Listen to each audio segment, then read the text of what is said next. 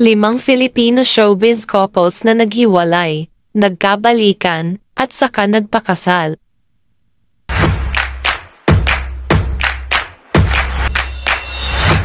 Jelly de Belen at Ariel Rivera. Sina Jelly de Belen at Ariel Rivera ay 25 taon ng kasal sa dalawang anak na sina Joaquin at Julio.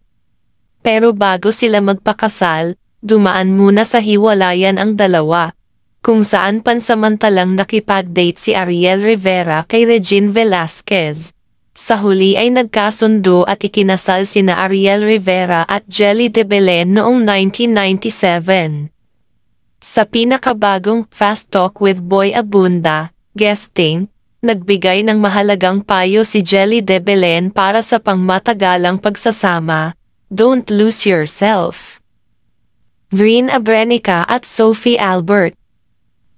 Sina Vin Abrenica at Sophie Albert ay unang nagsimulang mag-date noong 2013, pagkatapos makipagkompetensya sa isang reality show. Naghiwalay sila noong 2016 para tumutok sa kanilang mga karera. Isang mutual na desisyon ang sinabi nilang dalawa. Nagkasundo ang mag-asawa noong 2018. Nagpakasal sila at tinanggap ang kanilang anak na si Aviana noong 2021. Nagpakasal sina Vin at Sophie noong 2023. Luis Manzano at Jessie Mendiola.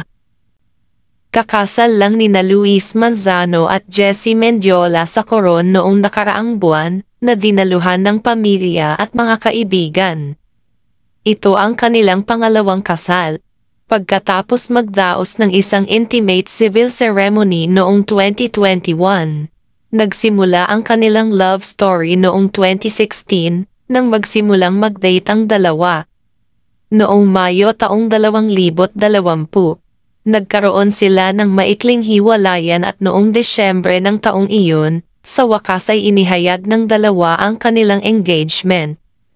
Sina Luis Manzano at Jessie Mendiola ay mga magulang ng isang kaibig-ibig na sanggol na babae na nagngangalang Isabella Rose, na tinatawag din nilang Rosie at Peanut.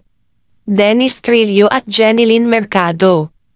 Unang nagkasama sina Dennis Trillo at Jeneline Mercado noong 2010, napabalitang nagkaroon ng matinding away, at naghiwalay makalipas ang 11 buwan. Nangyari ang pangalawang pagkakataon ni Denjen sa pag-ibig noong 2014, nang magkaayos sila.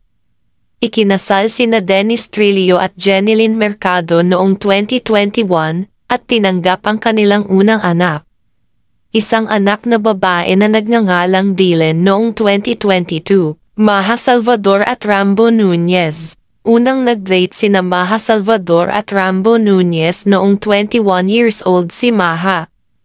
Humigit kumulang 4 na buwan silang nagkasama bago ito huminto, dahil nakatuon si Maha sa kanyang pamilya at career. Nagkabalikan sila noong 2019, kung saan sinabi ni Maha na si Rambo ay eksepsyon sa kanyang personal na panuntunan na hindi na makipagbalikan sa isang ex, 2 beses na ikinasal noong 2023. Una sa isang pribadong seremonya sa Maynila na sinundan ng mas malaking kasal sa Bali.